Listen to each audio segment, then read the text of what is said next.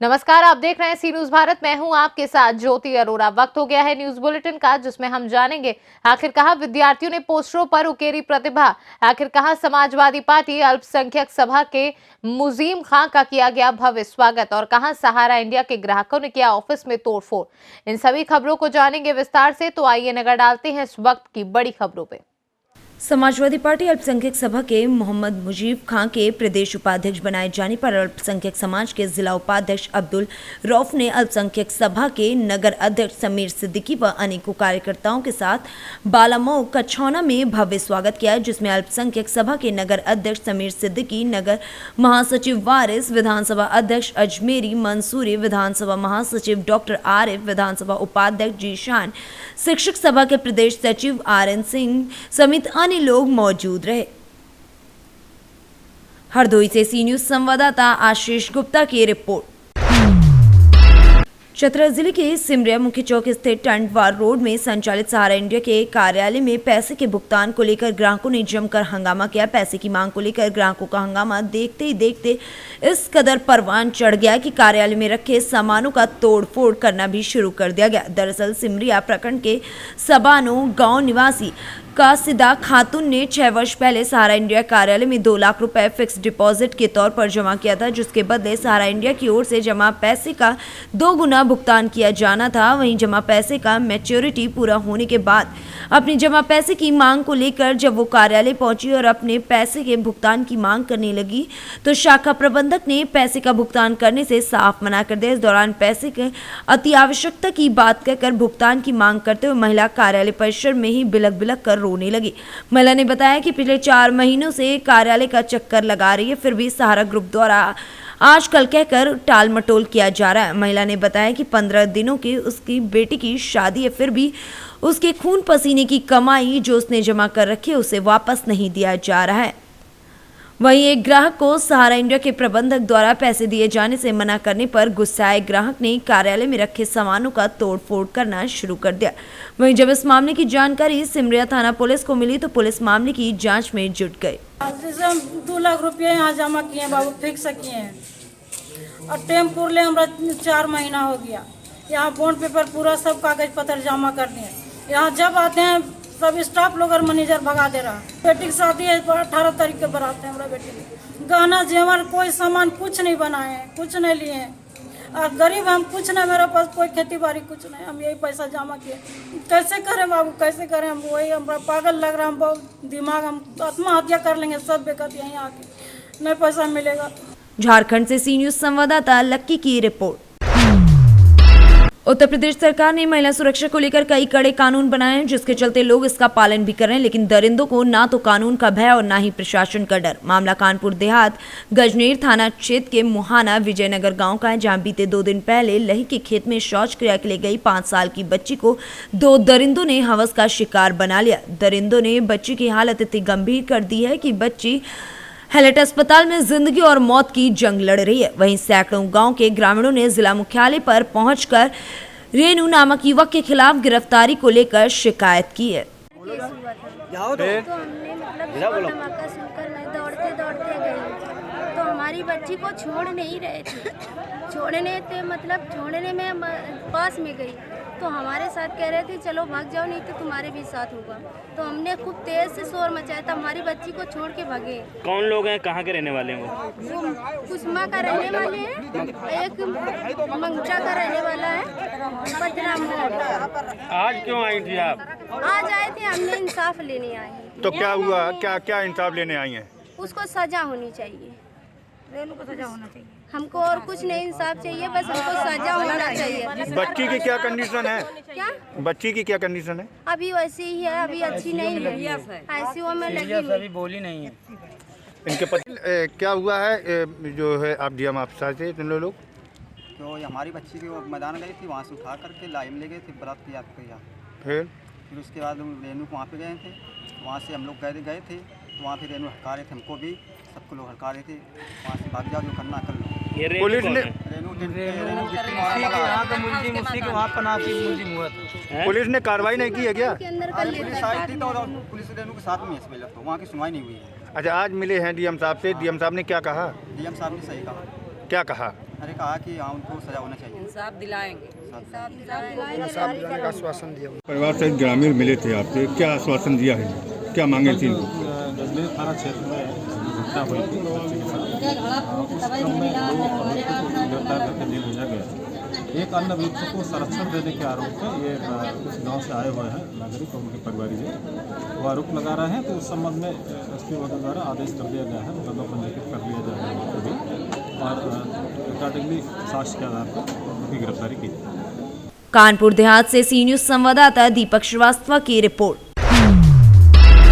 भाजपा की जन संदेश यात्रा पट्टी पहुंची। नगर के हनुमान मंदिर पर 7:34 पर भाजपा की जन संदेश यात्रा पहुंची। यहां पर मंत्री डॉक्टर महेंद्र नाथ ने लोगों को संबोधित किया। कैबिनेट मंत्री मोती सिंह के साथ क्षेत्रीय सांसद संगम लाल गुप्ता ने भी विचार यहां पर अपने रखे।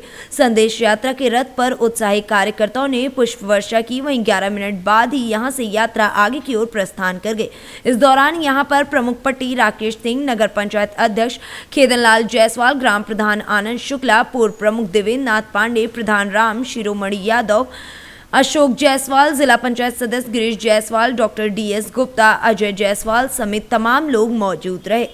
प्रतापगढ़ से सी न्यूज संवाददाता रोहित जायसवाल की रिपोर्ट। स्वाट और सर्विलांस और नजीबाबाद पुलिस ने दोस्त की हत्या करने वाले आरोपी शकील लंबू को हत्या में प्रयुक्त कैंची सहित गिरफ्तार कर लिया। आरोपी शाहबाज को होटल में कैंची से मौत की घाट उतारकर उसका ही दोस्त गायब हो गया था। आरोपी को पकड़ने के लिए एसपी ने 3 टीमों का गठन किया था। बिजनौर के थाना नजीबाबाद से कुछ ही दूरी पर कान्हा होटल में रविवार की दोपहर में शाहबाज नाम के व्यक्ति की लाश होटल के कमरे में मिली थी। सूचना मिलने पर मौके पर पहुंची पुलिस ने घटना की जाँच पड़ताल शुरू कर दी थी। नजीबाबाद पुलिस स्वाट व सर्विलांस द्वारा होटल में हुई शाहबाज की हत्या का 24 घंटे में खुलासा करके हत्यारे दोस्त शकील लंबू को रोडवेज बस स्टैंड के पास से गिरफ्तार किया गया। आरोपी की निशानदेही पर घटना में प्रयुक्त कैंची व कमरे की चाबी भी बरामद कर ली गई है। घटना का खुलासा करते हुए एसपी डॉक्टर धर्मवीर सिंह ने बताया कि योजनाबद्ध तरीके से शकील लंबू ने दिल्ली से गाड़ी किराए पर लेकर अपने दोस्त शाहबाज के साथ नजीबाबाद के कान्हा होटल में रात में पहुंचा था और रात में ही होटल के कमरा नंबर 105 रूम में दोनों ने पहले तो शराब पी, बाद में शकील ने शाहबाज की कैंची से हत्या कर दी और मौके से फरार हो गया। पुलिस ने सीसीटीवी फुटेज और होटल के कर्मियों से जब बात की तो पता चला कि 2 दिन पहले रात में आकर होटल में रुके थे। हत्या का खुलासा करते हुए पुलिस ने आरोपी शकील लंबू को गिरफ्तार कर लिया और जेल भेज दिया है। नजीबाबाद थाने के कान्हा होटल में कल दोपहर लगभग 1-1:30 बजे शाहबाज नाम के एक व्यक्ति के रूम नंबर 105 में मरे होने की सूचना मिली। इस पर स्थानीय पुलिस बल मेरे द्वारा घटनास्थल निरीक्षण करने के पश्चात ये ज्ञात हुआ कि उसका साथी शकील जो 1 दिवस पूर्व रात में 8 बजे आया था, दोनों उस रूम में रुके थे। दोनों का कारोबार था, रहने वाले यहीं के थे, शाहबाज अफजलगढ़ का और शकील शेरकोट थाना क्षेत्र का। दिल्ली में दोनों वीज़ा पासपोर्ट बनाने का कार्य करते थे। इसमें चीटिंग का काम भी था कि लोगों से पैसा लेना, फिर उसको काम को अंजाम तक न देना। दोनों ने अलग अलग कलेक्शन किया। पैसे के लेन देन हिसाब किताब में मिसअंडरस्टैंडिंग हुई, यहाँ तक कि वो बात दुश्मनी में बढ़ गई। किसी का पैसा उधारी लेने के उद्देश्य से वो लोग यहाँ आए थे। भागूवाला क्षेत्र में गए, प्लानिंग के तहत शकील लाया था। प्लानिंग के तहत होटल में शराब पिलाया, सोया, फिर अपने पास रखे हुए कैंची के उसके गले और सीने में और हाथ पे चोट पहुंचाई, जो मृत अवस्था में मिला था। सर्विलांस टीम, स्वाट टीम, एसपी सिटी के नेतृत्व में, स्थानीय पुलिस बल ने क्षेत्राधिकारी के नेतृत्व में शकील जो अकेला अभियुक्त था उसको गिरफ्तार कर लिया है, जेल भेजा जा रहा है। शकील का आपराधिक इतिहास भी है, अमरोहा जनपद से भी जेल जा चुका है और उत्तराखंड से भी एक जिला बदर भी रहा है और इसके खिलाफ भी अभियोग पंजीकृत है। 24 घंटे के अंदर स्थानीय पुलिस ने इस घटना का पर्दाफाश किया है, इसलिए इनको 20,000 रुपये का नगद पुरस्कार भी दिया जा रहा है। बिजनौर से सी न्यूज संवाददाता सलीम हाशमी के साथ हिफजान की रिपोर्ट। बिजनौर की चांदपुर पुलिस ने मोबाइल पॉइंट की चोरी का खुलासा कर दिया। पड़ोसी मोबाइल दुकानदार ही मोबाइल चोर निकला। पुलिस ने मुखबिर की सूचना पर 2 लोगों को गिरफ्तार कर चोरों की निशानदेही पर 25 मोबाइल 9,200 नगद वहीं 130 मोबाइल कवर, 28 मोबाइल लीड, 2 अवैध तमंचे, 2 जिंदा कारतूस बरामद किए। चोरी के त्वरित खुलासे से स्थानीय मोबाइल दुकानदारों ने प्रभारी निरीक्षक मनोज कुमार की प्रशंसा की है, तो वहीं एसपी ने प्रभारी निरीक्षक की टीम को 10,000 के इनाम की घोषणा भी की है।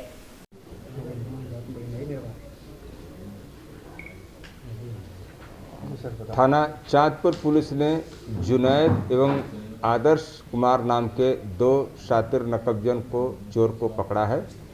इन्होंने 24-25 की रात्रि में एक मोबाइल फ़ोन की A to Z mobile phone की दुकान से शटर काट करके 25-30 मोबाइल फ़ोन चोरी किया था। मोबाइल के कवर, लीड, अन्य सामान चोरी किया था। समस्त मोबाइल फ़ोन एवं सामग्री बरामद हो चुका है।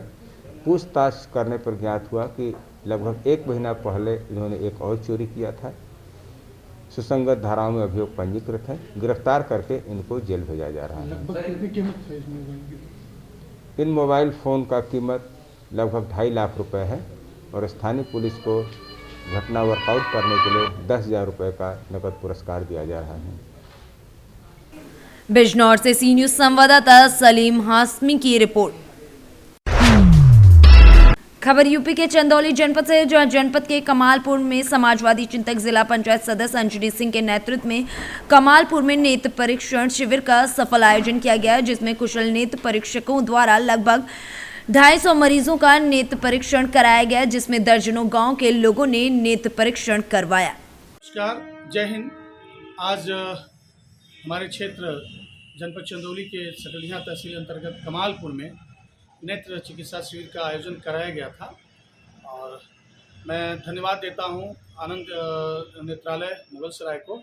आप के कुशल नेत्र परीक्षकों के साथ सामने जो है हमारे क्षेत्र की जनता का जो है नेत्र परीक्षण कराया गया और कुल लगभग 250-300 के करीब क्षेत्र की जनता जो है कैंप में आई थी।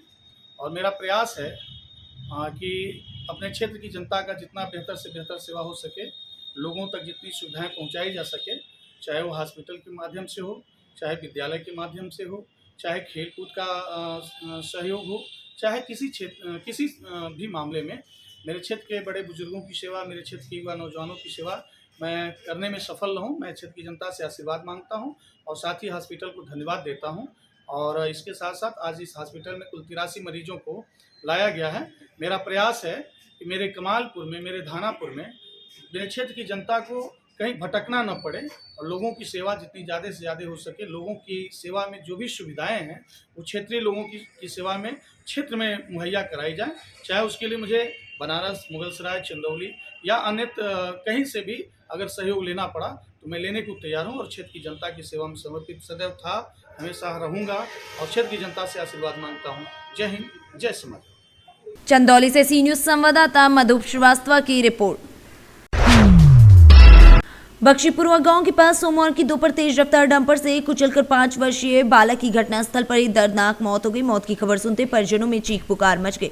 घटना कन्नौज हरदोई बॉर्डर पर होने के चलते दोनों ही इलाकों की पुलिस मौके पर पहुंची। बता दें कि बख्शीपुरवा गांव निवासी प्रमोद का 5 वर्षीय बालक नीरज रोड पार कर रहा था, तभी उधर से आ रहे तेज रफ्तार डंपर से उसने टक्कर लग गई, जिसके बाद उसकी घटनास्थल पर ही दर्दनाक मौत हो गई। घटना के बाद डंपर चालक और परिचालक मौके से भाग निकले। कन्नौज से सी न्यूज संवाददाता सीबू सैनी की रिपोर्ट। ईंट निर्माता समिति द्वारा अपनी मांगों को लेकर सदर तहसील के तिकोनिया पार्क में 1 दिवसीय धरने पर सभी बैठे हुए हैं। समिति के लोगों ने सरकार के खिलाफ जमकर नारेबाजी की। धरने में बैठे समिति के वक्ताओं ने कहा कि जीएसटी काउंसिल की 45वीं बैठक लखनऊ में 17 सितंबर 2021 को भट्टों में निर्मित ईंटों पर कर दर 5% से बढ़ाकर 12% की जाने के प्रस्ताव पर 1 अप्रैल 2022 को पारित किया गया है। ईंटों पर 2 प्रकार के अव्यवहारिक एवं अनुचित कार्य दर वृद्धि प्रस्ताव को वापस लिया जाए। समिति ने शासन को अल्टीमेटम देते हुए कहा कि बढ़ाई गई जीएसटी अगर वापस नहीं ली गई तो प्रदेश व केंद्र में भी प्रदर्शन करके वे अपनी आवाज को बुलंद करेंगे। धरने के दौरान ईंट निर्माता समिति के सभी सदस्य व पदाधिकारियों द्वारा कोविड-19 के नियमों की जमकर धज्जियां भी उड़ाई गई। धरना करने का क्या उद्देश्य, क्या मांगे हैं? 45वां जीएसटी काउंसिल की जो बैठक लखनऊ में संपन्न हुई थी सितंबर माह में, उसमें इन्होंने निर्णय लेकर के ईंट भट्ठों के लिए एक अलग कैटेगरी स्थापित किया, जिसमें कि 1% का जो हमारी कर दर थी उसको बढ़ाकर 6% कर दिया, और आईटीसी क्लेम के साथ जो 5% की कर दर थी उसको बढ़ा करके 12% कर दिया। एक तरीके से 600% की कर की वृद्धि और 250% अपर उस पर जो है इन्होंने कर वृद्धि किया है। आज 2 वर्षों से जिस तरीके से कोरोना की मार झेलते हुए ये कुटीर उद्योग अपनी सांसें ले रहा है, वेंटिलेटर पर एक तरीके से ये उद्योग है। कोयले की भारी मार हमारे ऊपर है। जो कोयला हमने 9-10 हज़ार रुपये टन में खरीदा था पिछले साल, इस साल 20,000 और 22,000 रुपये के बीच में उस कोयले का मूल्य है। इसी तरीके से जो है मिट्टी की हाईवेज और उसमें जिस तरीके से कमी हुई है, मिट्टियों के दामों में अप्रत्याशित रूप से वृद्धि हो गई है। हमारी लागत बढ़ती चली जा रही है और विक्रय मूल्य हमारा घटता चला जा रहा है। आज हम लोग 300-400 रुपये मुश्किल से 300-350 रुपये के अंतर पर व्यापार कर रहे थे। जो कर की अभिवृद्धि है वो 700 से और 800 रुपये की है। इसका मतलब कि जो है हमको 300 रुपये प्रति हज़ार अपनी जेब से देना पड़ेगा।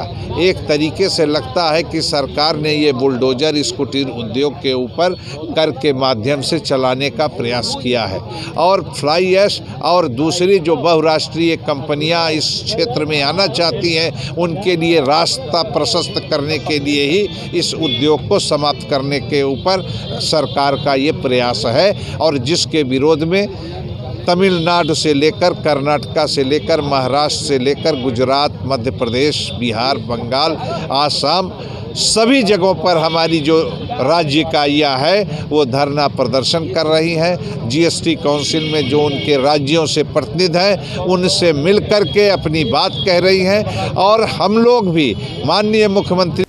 अयोध्या से सी न्यूज़ संवाददाता अपूर्व पाठक की रिपोर्ट। न्यूज बुलेटिन में फिलहाल के लिए इतना ही। आप देखते रहिए सी न्यूज़ भारत।